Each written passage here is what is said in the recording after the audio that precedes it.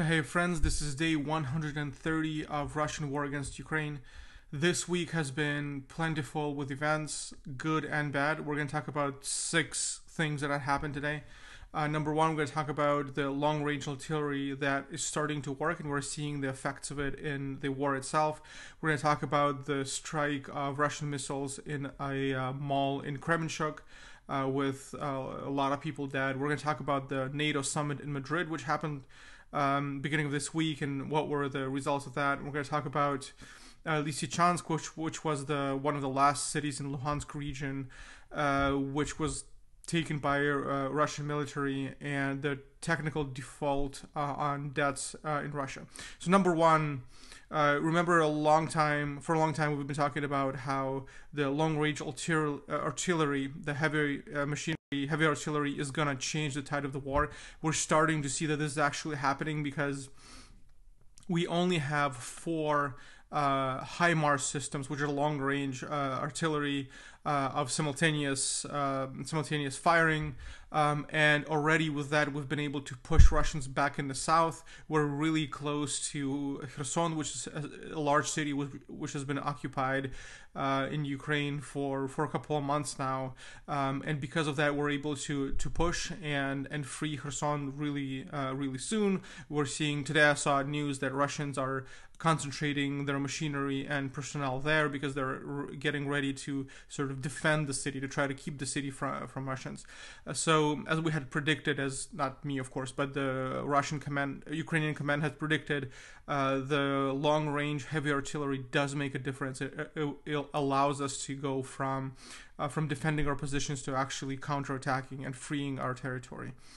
It's not the case in every direction. We're going to see that in the east we are being pushed out, but it's only because we don't have the critical mass of long-range artillery yet. We're waiting for that to arrive. Of course, the Lend-Lease program doesn't start to work until new fiscal year for the U.S. government, which is I believe mid-October.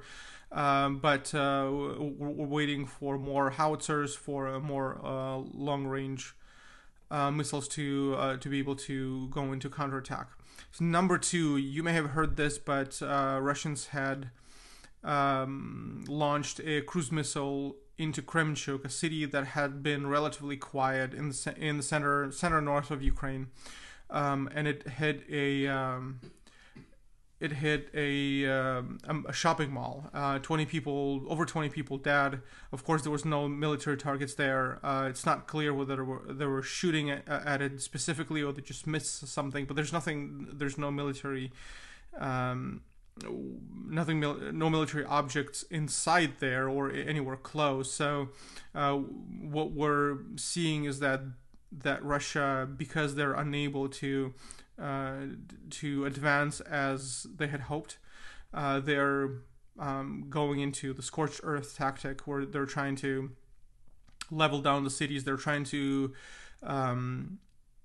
seed terror in the population, and this is by definition a terrorist attack. They're using non-military, non-combatants as targets in order to achieve their goals. And the goal, of course, is that nobody in Ukraine feels safe anywhere they are, and they're trying to and Russia is hoping that the Ukrainian peaceful population is going to push on the government and say, whatever Russia wants, give them that. We cannot keep dying.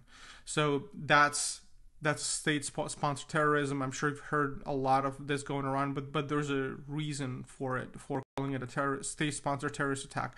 It's because it very clearly is. Its purpose is to terrorize. It's state-sponsored because obviously it's a Russian government army. So there's 20 dead. There's like 70 people who are injured, and the first responders are still on the scene. They're trying to see who they can pull out of there. A lot of relatives are still hoping their members of their family are still alive, but of course there's not much hope beyond this. It's been 5 or 6 days since now. Anyway, over the weekend and a little bit into this week, there's been another NATO summit in Madrid. It was the results of it were very, very good. Three big results that I see is, number one, the US is increasing its presence in Europe. It's specifically in the Baltic countries and I believe in Spain. And of course, this is not to protect Ukraine or to go into Ukraine with boots on the ground, but it's what this means is the U.S. is starting to understand that Russia is a real threat, and it does need to get involved along with other NATO countries. Number two, the resolution that the summit had declared is that Russia is threat number one to world peace and to NATO countries. So before it was thought that China would be enemy number one, and they were trying to resolve the problem with China. They're expecting them to try to make a move on Taiwan, but we're seeing that European the NATO leaders are starting to see something we've seen from day one, from 8 years ago, is that Russia is the real threat to the Western civilized world, and unless it's stopped by our common efforts, there's not going to be peace. There's not going to be security for anybody in Ukraine, in Europe, in the United States, and so forth, so forth. Actually, Russia is so brazenly aggressive that on the eve of the NATO summit, their Ministry of Cosmos and Air Defense posted something like, well, we hope that NATO summit will make the right conclusions, and just in case, here are the coordinates of the major cities in Europe, including Madrid, where they were gathering. So we're seeing that Russia is being brazen aggressive and trolling the rest of the world. As we have said many times on these videos, it's not a war against Ukraine, it's really a war against the West.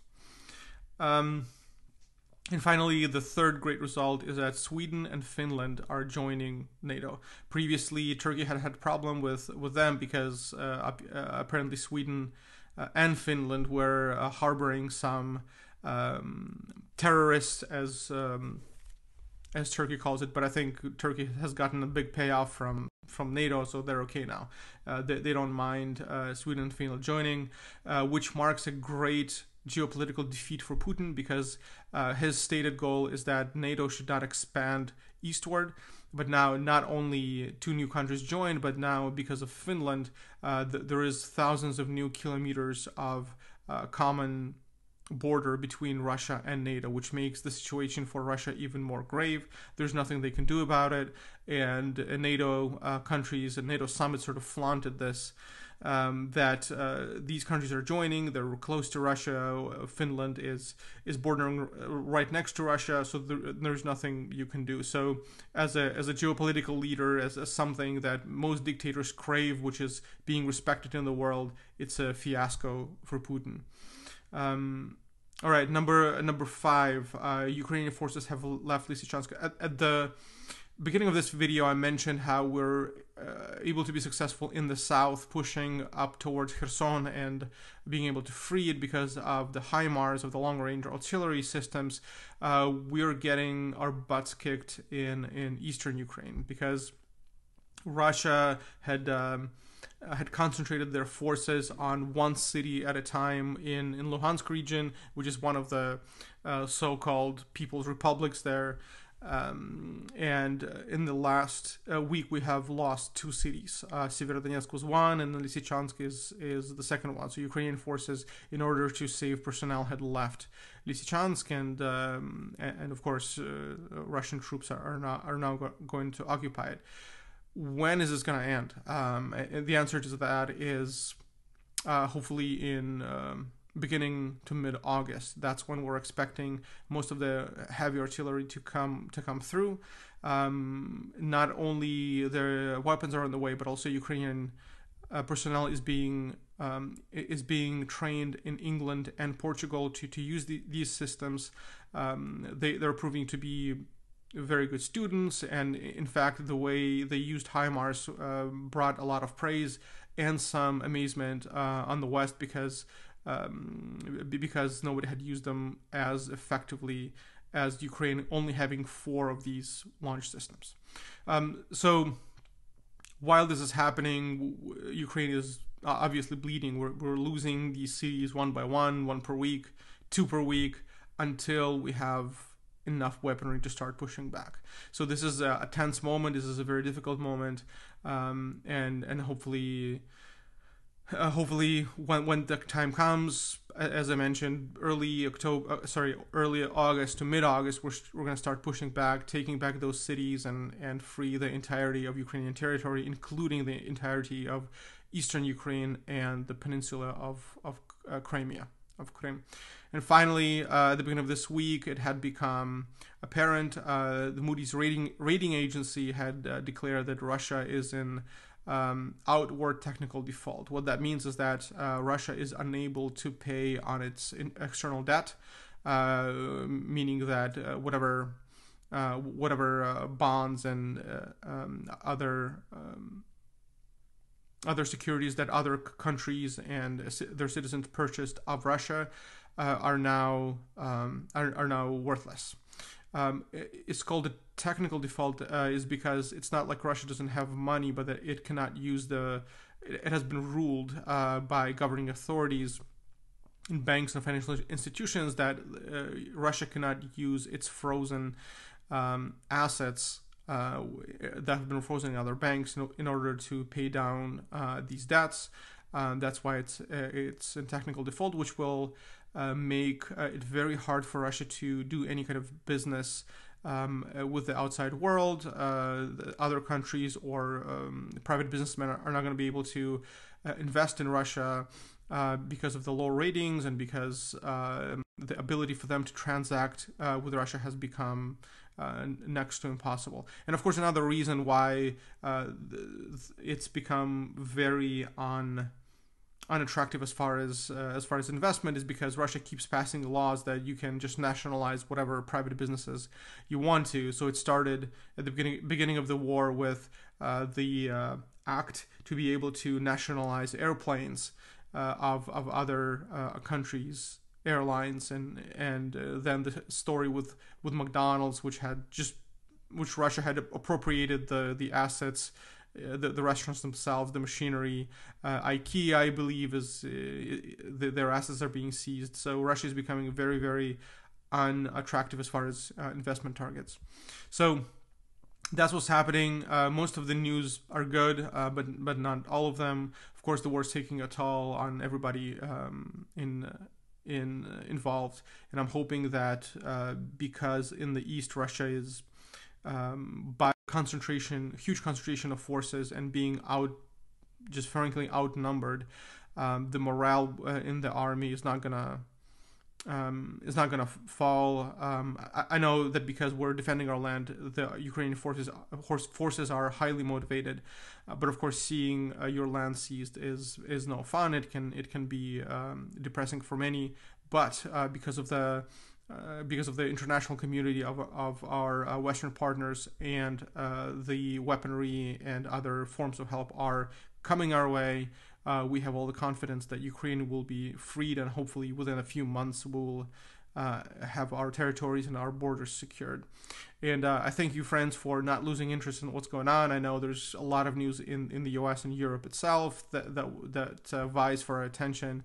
Of course, for us, Ukraine is topic number one, and we're hoping that this barbarism will end, and both Europe and the United States and the rest of the Western civilized world will be at peace again. Hopefully, this time with a system that will provide better security than it has since World War II. Thank you, and I'll see you in the next video. Bye.